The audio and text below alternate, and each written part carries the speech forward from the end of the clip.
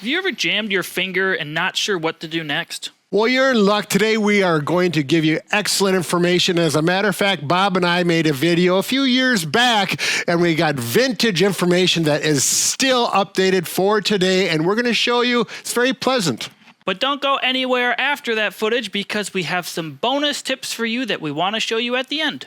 All right, here we go. We're going to take our trip through the vortex back in time. Here we go. Woo, woo, be prepared. Oh, it's starting to shake. We're going. Bob and Brad, the two most famous physical therapists on the internet. Lonnie, hit me. Oh, that happens quite often, doesn't it, Brad? You jam a finger. Because, Lonnie burned that passenger like a real quarterback, don't you? So, I like that, except for this ball biking. yeah, I know you like that. A lot of times it happens in basketball. I used to do it in basketball all the time. You jam a finger, and we're going to tell you how to treat this today. We're going to tell you how to treat it immediately, and we're also going to show you what to do in case it doesn't get better in like 3 to 5 days. That's going to be more of an advanced technique. But I think you guys can do it. You're smart out there. Oh yeah, they're good. All right, first thing, you jam your finger. You want to take a look at it. If there's a lot of bruising immediately, that's kind of a bad sign. That might mean you tore something or broke something. And especially if you can't move it at all, then you're going to need to go ahead and see the doctor right away. Generally, it's this bigger joint right here, isn't it? Not the biggest joint, but the second joint right here is the one that a lot of people jam. But regardless, even if you think you need to go to the doctor, you're still going to put it on ice. Yeah, exactly. That's the first thing you're going to do is you're going to ice it no matter what. And you want to be a little careful if you're putting ice right on it because you don't want to get any frostbite. I mean, you can. The ice packs usually are fine because that's not as bad. You could take a bowl of water with ice and water and submerge it. And I'd say a good, 15 minutes. Right. You can go up to 20 minutes. Right. But, and then you can take a break, and then another hour later you can do it again. But don't drink the water out of it. That's right, Brad. That's good advice.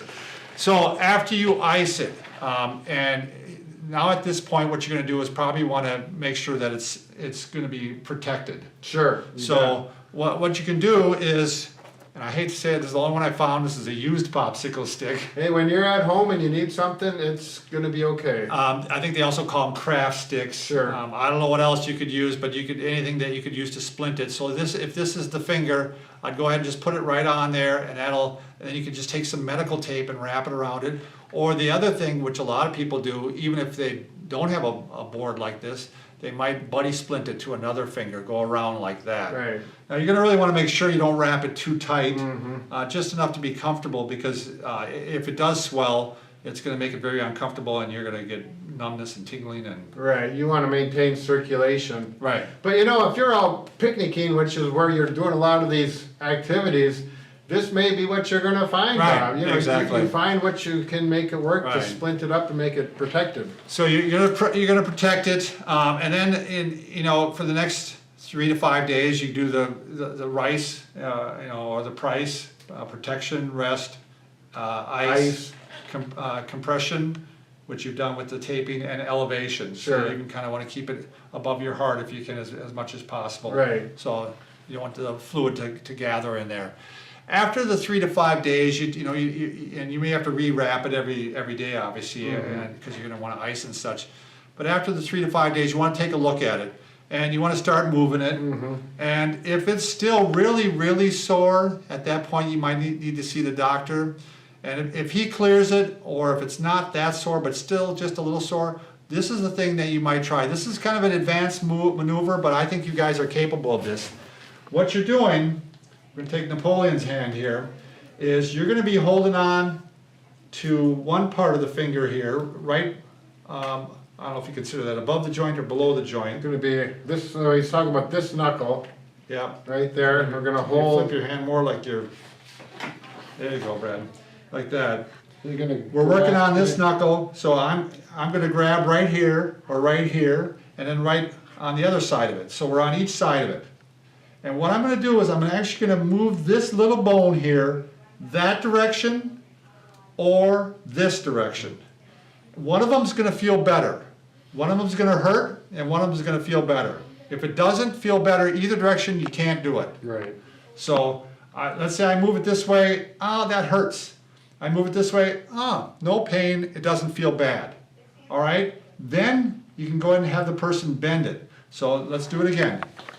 Here's Brad's finger. This is the problem joint.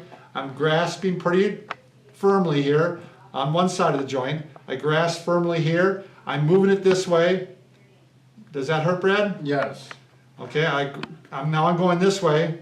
Does that hurt, Brad? That's better. That feels better. So now that I'm in this direction, he's going to take his other hand and he's going to bend the joint while I'm doing that. The whole time I'm bending it. I'm pushing the whole time. All right. He's maintaining that. I'm maintaining that pressure. This really works well if you're not getting full bend at the joint. This will help you get full bend at the joint. And again, this should all be painless. If this hurts, you can't do it. I reemphasize, if this hurts, you can't do it. Right. So you try that, and a lot of times, miracle of miracles, it just seems like it helps put the joint kind of back in place, and you're back to functioning quicker again, getting back to sports quicker. So, and then after that, you want to start off, you can just do some general grip strengthening or stuff like that, but that should do it, Brad. Right. Okay. So,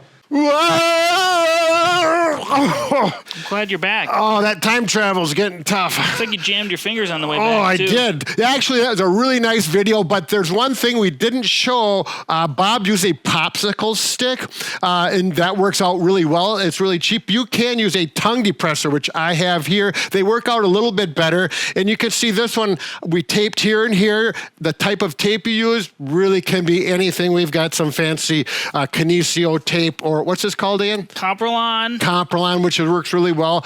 You can use athletic tape as well. Yep, I've used duct tape. I've even used electrical tape, which I really like to use. It's right in my garage. You got hairy knuckles, beware. But anyways. But seriously, you put it like that, and it works really well. You can buy these, and they're quite cheap. I got a 2-pack with this and this for $6. So you might want to buy them and keep them at home if you're really prone to spraining your fingers. Otherwise, you'll probably have to go to the store. If you order online, it'll take a couple days, and your finger will be all puffed up. Yeah, they have different distances. You can see if you just sprain your furthest away knuckle here, you can use a smaller one. If it's both or more proximal, you can use a longer one. Or you can also try the buddy system, which I have over here, which I've personally done before. So you just take the sprained finger and wrap it around with a good finger. This will keep it in place, just preventing you from bending it too much. Right, and Bob did mention that as well. Just remember, when you tape, don't tape too tight.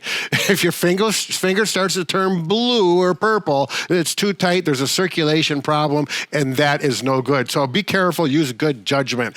Now, what else do we have? We have some other tips. So typically 3 to 5 days after you jam your finger, you can try to use some heat to help loosen up the muscles and tendons in that finger as well. Normally, we don't want heat right away because you're inflamed and possibly swollen. So ice is often beneficial then, but 3 to 5 days later, use some heat. You can just soak it in warm water.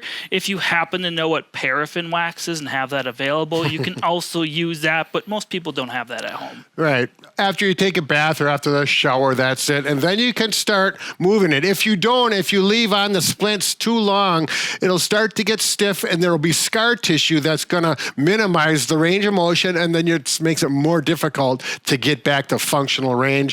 So there, Mike's getting better already. I'm cured. It's a miracle. But you can just work on straightening or bending depending upon what your issue is, and just take it slow. I have never really jammed my finger too bad. I've broken my hand and really had to work on getting my grip back and stuff. So this is pretty beneficial to keep doing your hand exercises. That's right. Yeah, take your time. If it's one joint, simply work one joint at a time. It's kind of hard by yourself to do one joint, but you can do it and get the full range of motion so you get the fingertip all the way in. And then actually remember, extension. Make sure you stretch it in this direction as well. With the warmth treatment, if that's really helpful that you're getting more range of motion, make sure you go ahead and do that at least 3 times a day. Now, early on, you might stretch it after it's warmed up and it's feeling pretty good. maybe if a half hour later, so you feel it start to get a little sore because of the stretching, you actually broke up some scar tissue, you may need to use some cold water if there is any swelling, and then do not be as aggressive next time. Now, if you want to start rehabbing your finger, say you're past the jam phase and it's feeling better, you can click the video link on the screen. Single best stretch to stop wrist, hand, and finger pain. There you go. That'll help you get back into the game, literally and figuratively. Figuratively? Yeah. We're really good with words today. I'm gonna leave this on for a Figuratively, while. there we go. Yes, yeah. No pun intended. All right, let these people go. They have work to do.